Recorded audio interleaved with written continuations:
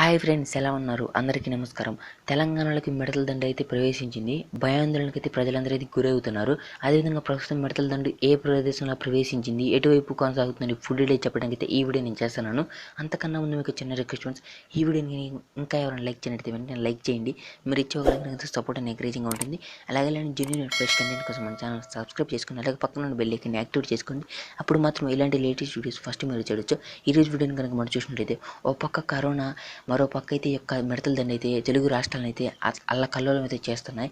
ముఖ్యంగా మనం చూసినట్లయితే ఈ యొక్క భారత తీవ్ర ఇబ్బందులు ఎదుర్కొన్న పరిస్థితుల్లో ముఖ్యంగా ఈ యొక్క మిడతల దండు అయితే మొన్న మహారాష్ట్రలో దక్షిణ దిశలో అయితే ప్రయాణిస్తూ ఉండగా ఇప్పుడు ఈ యొక్క నైరుతి ఋతుపవనాల కారణంగా దిశ మార్చుకొని ఈ యొక్క తెలంగాణలోకి అయితే చొరబడ్డాయి. ముఖ్యంగా ఈ తెలంగాణలో ప్రస్తుతం ఏ ప్రాంతాల్లో మనం చూసినట్లయితే మహారాష్ట్ర నుంచి వెనక్కి తిరిగి యొక్క నైరుతి ఋతుపవనాల కారణంగా అయితే జయశంకర్ జిల్లా మహాదేవ్పూర్ మండలంలో పెద్దంపేట ప్రాంతంలో మిడతలు అయితే ప్రవేశించాయి ఈ యొక్క తెలంగాణలోకి.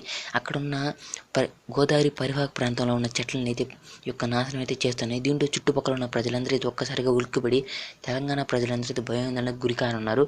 అది ముఖ్యంగా ఇంకొక 2-3 డేస్లో అయితే ముఖ్యంగా మన తెలంగాణ మొత్తాన్ని అయితే చుట్టేయనున్నాయి ప్రభుత్వం అయితే చెప్తుంది. వీటికి అనుగుణంగా వీటిని పావురాలను అయితే విడుదల చేశారు. అయితే ఇంకా ఇవి అదుపులోకి రాలేదని అయితే తెలంగాణ ప్రభుత్వం అయితే చెప్తుంది. అయితే ఏపీ నుంచి తెలంగాణ నుంచి ఎటువంటి అప్డేటెడ్ న్యూస్ నేనైతే మన ఛానల్ అయితే పోస్ట్ చేస్తాను. మీరు ఇంకా అందరికన్నా ముందుగా తెలుసుకోవాలనుకుంటే కంపల్సరీగా మన ఛానల్ అయితే సబ్స్క్రైబ్ చేసుకోండి. ఇది ఫ్రెండ్స్ ఈ వీడియో.